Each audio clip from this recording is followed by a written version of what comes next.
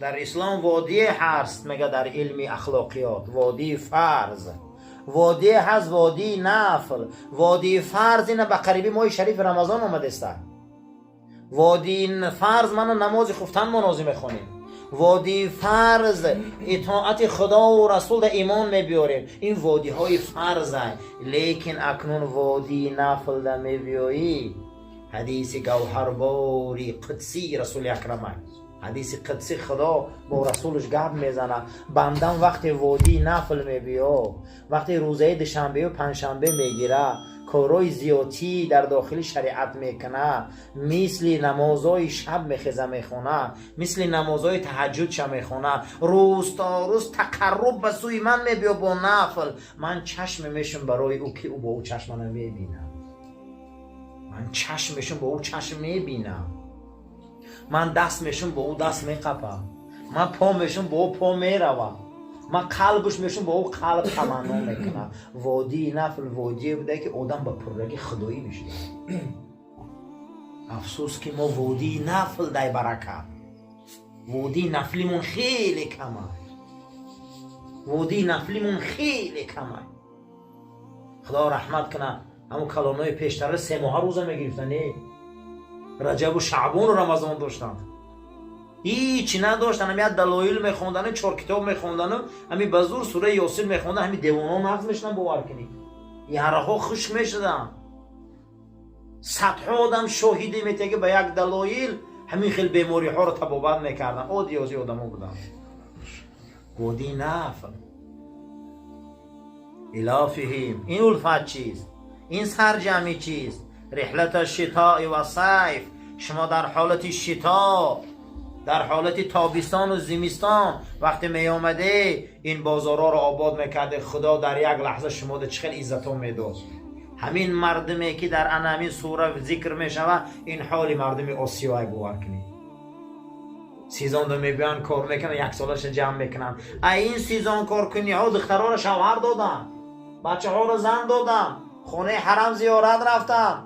باور که پاپوشی نداشتن، از این ماشینا دارن، به پاپوشی آمدن خونه ها دارن.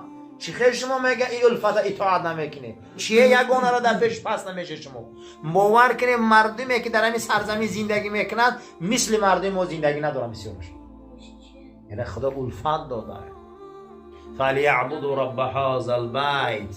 یا آدم میگه چون نماز میخونی؟ همین آیت دلالت میکنه که یکی از سبب خواندن نماز برای شکر بوده. فلیعبدوا رب هذا البیت الذی اطعمهم من جوع و آمنهم من خوف. پس عبادت کنید این پروردگار کعبه را، عبادت کنید، سرجم شوی، با قوت شوی، یک دل شوی، بیای این کعبه را صاحب شه، معبود بر حق عبادت کنه. شیوه این شما را ای گرسنگی نجات داده برای شما تأمین امنیت کرد. اگر خدا نخواه والله یگان جا آباد نمیشه. خدا نخواه هیچ که اینجا آورده نمیتونه. نگه افسوس ما امروز آب پیاله را ای جوی میدانیم، ای جوبار میدانیم. انسان ها نقض میشه میگن خدا پدر دختر رحمت کنه. مردم بارون ایاور میدونن. اما اولین آیه‌ای که در قرآن نقل میکنه مالک یوم الدین، پادشاه روز جزا. چی در دنیا خدا پادشاه نیست؟ شما میگه پادشاه روز قیامت من در دنیا خش مالک نمیگه دست به الحم. یگان رکعت ما به این آیت نیست، برای که این دنیا در واسطه های بوده که ما معبود مون نمیشناختیم. بارون میباره میگه می ابر اومد، برف میباره میگیم از ابر، نقض میشه میگیم دکتر، این و آن و آن. اما قیامت یگان تا این نیست میگیم. همش وای همین جدا همش هم وای واسطه های زیاده که قرار داره که ما رو نمیشناسیم. خشا به حال آدمی که به بروقتی میبیاد آستان و درگاه علمای دین. این علما ای ماده نشان میکنه میدن. ما چی رو میدونیم؟ هیچ محل نگویم دنیا و پیشروی دنیا ما رو نجات میتیه. در یک نبودن موسی سامری هم برای گوساله پرست کرد. و تیلای مردم قدی کردن مورا. پول و تیلا سبب نجات مردم نیست. قسم به خدا. فلیعبدوا رب هذا البیت الذی اطعمهم. یک کس میگه چون نماز میخونی؟ نماز برای چی میخونی؟ این آیت هممون گویا که نماز برای شکر میخونی، شکر نعمتاش. ایا خاکی به مزه ایقا چیزی به مزه، ایا خاکی به مزه، همه یمین خاکی به مزه، یک قاشق خاک یگان کس خوردن نمیتونه، نگه حاصلی نبی. این خاک برای ما ایقا نعمت داد. در دیگر آیه مبارکه کیف تکفرون بالله و کنتم امواتا. و چه شما به خداوند حقیقت پنهان میکنه، خداوند ناسپاسی میکنه، کفران میورزه، به انصافی میکنه در حقش. شما یک جسم مرده بده. فخر رازی تفسیرش میبیاره که یک قطره نطفه پدر از بین 400 نمود محصولات جدا میشه. 400 نمود محصولات در معده آب میشده، همو قیام نطفه میپخته و ای همو فرزند میشده. میگم همین جسدی ما در درون طبیعت الهی تیپ پیت پند بوده، همو را جمع میکنه و میشه ای جهاندار، سلطان، فلان، این آن ترکیب یک قطره نطفه ای که در داخل میکروسکوپ دیده میشود از 400 نوع محصولات با واسطه لقمه معده پدر در آمده، جبیده شده، پخته، روز با واسطه شهوت آمده بطن مادر، از او این زیباها و قد بلنده و دنیا دارا به دنیا آمده. کیف تکفرون، ای چی قشمو بوده ناشکری میکنه؟ ای با نمیدونه ایزون نمیکشه، یه بار پیشانتون دستون نمیقپه، چوی الفت فکر نمیکنه، چوی عطوفت فکر نمیکنه، چون نماز شکر نمیخونه. کسی که نماز در خانه چوی جهنم نروه، کسی خم نمیشه و در پیش او چوی جهنم نروه. این حکمت ها بوده که رسول ما مرد میگه نماز خونه، جانی پیامبر ما میبره میگه نماز خونه، به نماز نگرده. عمری پیامبر ما میگه نماز خونه، تا آخران عمرش نماز میخونه. 13 نماز رفتن نمیتونه. علی پشتوره هم که مسجد میرم، علی پشتوره هم که مسجد میرم، در پشتوره حضرت علی توراتش میشکنم. چی واخی ای بین 400 محصولات نطفه را برآورده، ایخ سر و لالا کرده، خشتو کرده. چه موقع فلیعبدوا، پس بیایه جزا و مکافات این پولداری، جزا و مکافات این دارندگی، جزا و مکافات این بازارداری، جزا و مکافات این عقل و تمیز و ادراک. خیلی بیایه که سرجش کنی اوخی مکافاتش همی هم میگن. شما را گرسنگی خلاص داد، شما را سیر کرد، شما را نعمت داد، شما را بزرگی داد. فخر رازی آورده است کو گفته باید بدنی کودک 300 و چند بند داره، هر بند باید یک خیل انکشاف کنه. اگر یک خیل انکشاف نکنه فرزند رخید میشوه.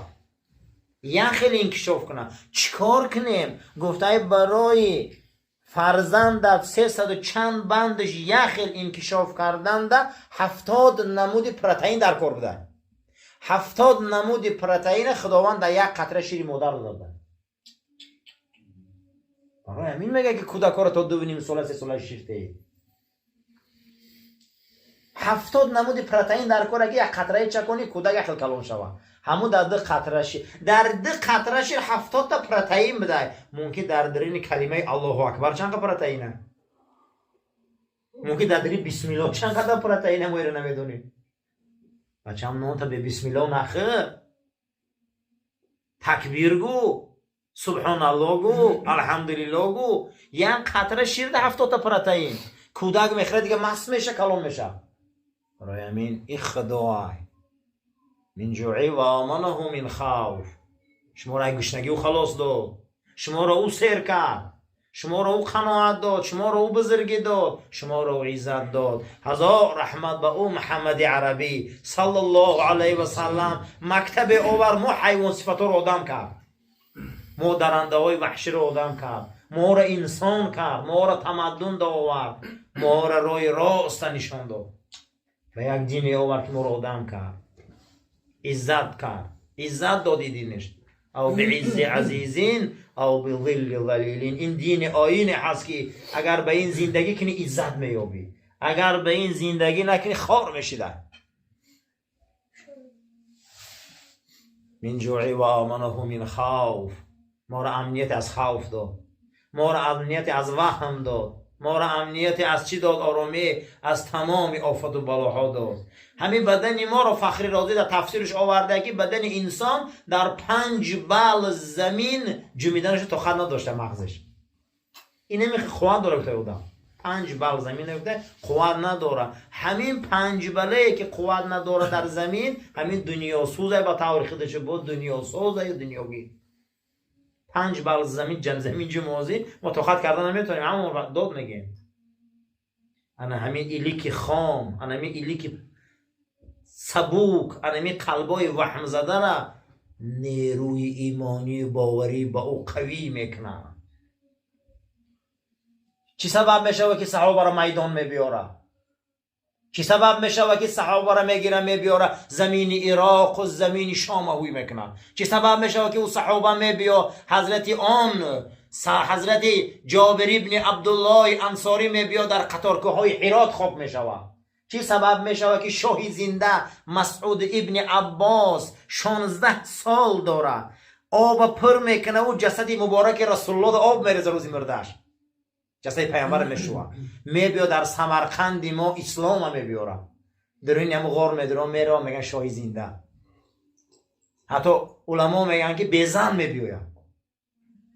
چی میشه؟ این چی سببه که اونها از مدینه منوره جمع بیاین؟ چی سببه که صحابه میره و او برای اقیانوس دنیا زمینای اندونزی را مسلمان میکنه؟ اونا چی میگن عزیزا؟ او را انا همین میگن، انا همون نیروی سبوکی کفک مانند خاک خداوند اراده میچه که اینها دین خدا را میبیارن میشه. اینو دین میبیارن، اینو مدرسه های عظیم دنیا میسازن. همگی از 140,000 صحابه که در اطراف رسول بوده همگی 16,000 همون در بقیه دیگه همین میرون. صحابه ها خود که در جنگای بحر در کیپر و در بلقا و در گلگای گیبرالتر و در اوجا جانشان برآمدن. چی سببه؟ اونها را این نیرو بلند میکنه که خیزه شما چیکار کنید دینت پیش بره. قسم به خدا هر که آدم خداوند غیرت دین نمیتیه. حضرت رومی در مثنویش داستان داره، داستان گربه و داستان شیر. و شیر قدی گربه و مخره و گربه پیش شیر میپرسه خراک در دشت چیه؟ گفته هفته یک با. چیه؟ گفته با مشکلات. گفته سید میکنیم. گفته خواب. گفته بالای زمین. کورپت. گفته باران و برف بیابان. طرف شیر گفته سه شکل. گربه پرسیده سه میگه و شیر جواب داده است. گفته چو باشم تو اینقدر عذاب میکشی و پیش نمیترسی؟ گفته جای تو کجا؟ گفته بیخ صندلی. خراکت گفته نیمی گوش شفو میخرده نیمی زپیش ما میشه تاگه پوچه کشته خون فقط کرم پس پیش من میمولا نه که من یک پیش میگم گردم او میشم. عزیزو انا صحابه بود میگه که در او بیابان عذاب کشید شیر بود نهره میزد میگه دنیا میلرزید. داستانی هست که داستانی مرغ و مرغ هوایی. مرغ در قفس بود میگه دید میگه عقاب در قفس دید که عقابا در اوج آسمان میپرن. اگر این فکر کنه اصلی همین اول ای آسمان بود آورده به سبب دادن خوردن معیشت همین فربهشن که پریدن نمیتونن. موزه هم خیلیش نگیم دیگه شکمون من بلندشه زونو من نمیبینیم. اون صحابه همی میانش نایده های بود این روز خود میگفت پگنه میگه بلند پرواز میکردم میپریدم. افسوس انا میخیل وزبینی ها قد دین ها وردم ای کجا دیدن خیل روحت را ای کجا دیدن خیل معیشت را. این جوعی و آمنه من خوف. با وجود همین قدر تنبلی و سستی با خداوند ما را هم سیر کرده این نعمت بین هم با ما را ای ترس ای بدن من گرفته که ما را هرخی نمی ترس و من خشروها کشیشتیم. بیش جمله ده آدم این روز مراجعت میکنه که عجینه غمون میترسونن شما که این روز ما رو نمیترسونن شکر خوشیشتیم. خوف ما مقصد همینه. برای همین باید ما رنگ همین شیرهای غرام باشیم، نه مثل یک گربه که پیشگانه او شویم. ما باید مثل شیر غرام باشیم. این همینه برادر غیرت اسلام. و معنی سوره لإیلاف الفت، ما فخری رازی گفته الف شما 0 بده یا 1 شما رو 1000 کن، بنده یگانه شما 1000 میشه. قسم به خدا یگان چیز مثل یگانه پرستی بزرگ نیست. به همه درجه میرسیم. لفتحنا علیهم برکات من السماء والارض. دوام آیات حضرت در اضواء البیان میگه که قرآن تفسیر میکنه، گفته است که یگانه پرستش معنیش همینه که خداوند دروازه های آسمان میکشاده، فیض و برکت میگه در بین سری مومنین خدا میریخته. از یگانه پرستی، از یکتا پرستی، بنده یکتا بدن، از یک جا امید کردن، از یک جا دعا خواستن، از یک جا دل بستن، بنده یک بدن. هزارها زولانه را شکست از غلامی خلاص ما کرد رسول الله. ای غلامی خلاص ما کردی، نروشنیکای غلامی را شکست. روزت خوردی غلام آزاد که، طلاق زیهار خوردی غلام آزاد که، یک کس کشتی غلام آزاد که، یک کس زدی غلام آزاد که، بنو حقی کار کردی غلام آزاد که، حج این جنایت کردی همه غلام آزاد که، غلام آزاد که، غلام آزاد که، یعنی نروشنیک شکست. ما غلام نیستیم، ما درگاه یک جدا غلامیم. برای همین شکر کنیم الحمدلله. این الفته، این لإیلافه، اون لإیلاف در او عصر آمد، این عصر در ما را خداوند همین نالا را حضور کرده. ما امروز بسیار حضوریم، ما امروز بلندیم، امروز ما مقام داریم، امروز ما عزت داریم، این فضل داریم. قسم به خدا همه این عزتش از یگانه پرستی هست. ما یگانه پرست نباشیم هیچ قیمت نداریم. برای همین من جوعی و آمنه من خوف، نماز شکر بده. یا نماز نامش چی بده؟ شکر. چند نماز داریم ما در قرآن؟ چون نماز میخونی؟ خدا گفته موسی را که اقیم الصلاة، موسی نماز خوان. گفته چوه؟ ولی ذکری من یاد میکنی. یا نماز برای چی بده؟ یاد خدا. یا نماز داشتن شکر بده، من در سوره لإیلاف. یا نماز دیگر داشتن چی بده؟ ذکری من یاد میکنی. و من تو یاد میکنی، من دوست میدارم تو را موسی یادم که. یا نماز دیگر داریم که ما را از فحشا باز میداشتن، تنها عن الفحشا، از کارهای افلاس حرام، نمازی که بلاک میکرده یارا. چند نمودی نماز بده. یا نمازی داره که ما را پرواز میداده. وقتی که میخونی نماز با جامعه بیاری، همش جا با جا میکنی، بعد از او چیکار میکردی؟ سوی و پرواز میکردی. و یصعد الیه کلیم الطیب و العمل الصالح یرفعه. و سوی من میبیا اون کلمه های پاکی در این نماز. اون سبحان ربی العلا پیش من میبیا، اون سبحان ربی العظیم پیش من میبیا، الحمد قل هو الله پیش من میبیا، و العمل الصالح یرفعه. این عمل صالح نمازی که شما میخونی اینا رو میپرانه پیش من میبیاره. میگم این چخچق و صحبت اینا نمیرن پیش خدا، اما این نماز پیش خدا میرفتن، میپریدن. با وجودی پریدن این ما رو بالا میبرن. چند نمودی نماز قرآن. انده که از همون بحر یک قطره کم بود که بزرگا گفتیم سوره لإیلاف سرسر گفتیم. بزرگیش همین که ما هیچ نیستیم. همون وقت ما کس میشیم از خسی میبرویم که پیش ایسه تنال یک باشه، یگانه پرست شویم، یک تا پرست شویم. و آخر دعوانا ان الحمد لله رب العالمین. اللهم ربنا تقبل منا انك انت السميع العليم وتب علينا انك انت الرؤوف الرحيم برحمتك يا ارحم الراحمين.